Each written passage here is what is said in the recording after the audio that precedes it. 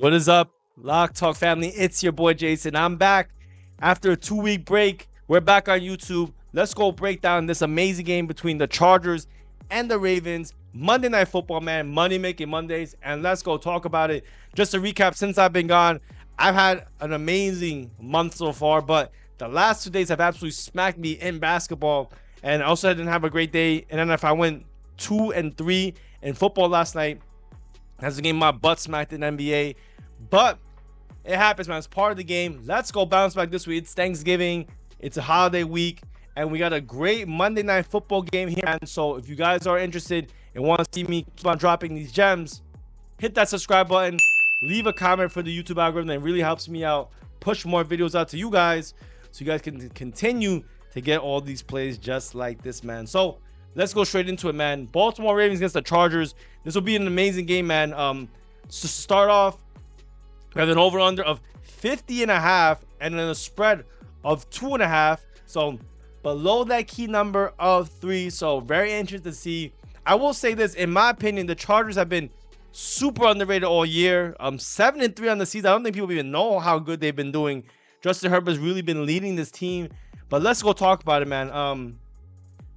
To start off, I think I want to have to talk about the injuries, man. I think on the Ravens side, there are some injuries that are a little bit concerning. One of them being Roquan Smith. He's a huge defensive piece to this game, and they're going to need him because I do think the Chargers have really been stepping up their offense.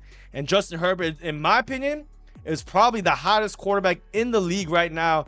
I think he's probably one of the most talented, if not the most talented, athletically, with his throwing arm, his vision.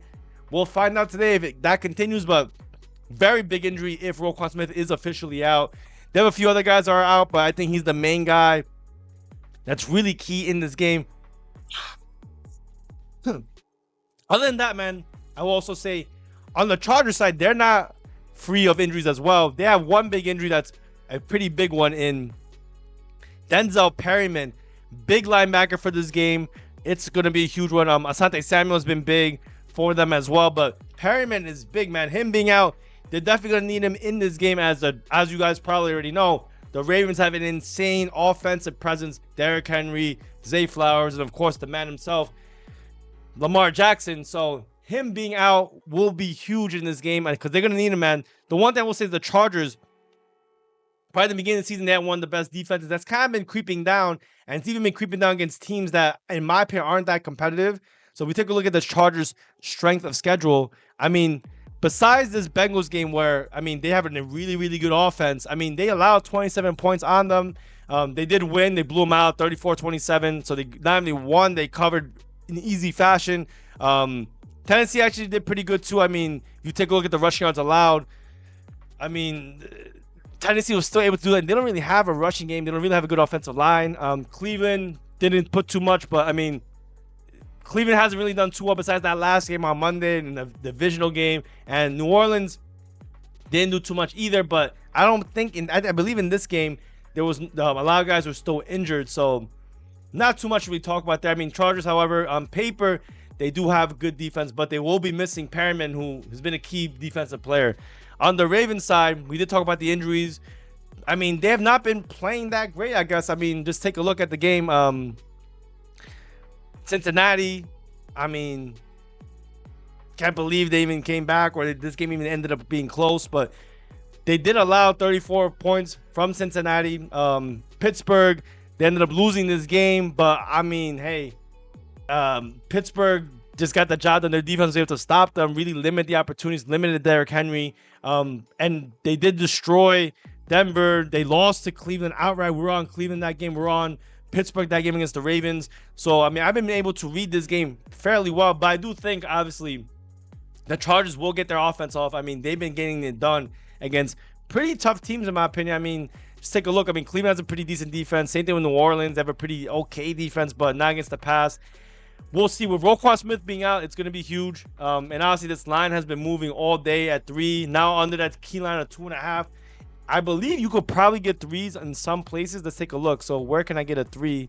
If I can even get one. Let's see. I'm trying to scroll down and see if we can even get a 3. So can we get a 3 anywhere? Let's see. You get a 3 at -122. So it's juice. -130 on all these different books. So the prevailing line right now is 2.5.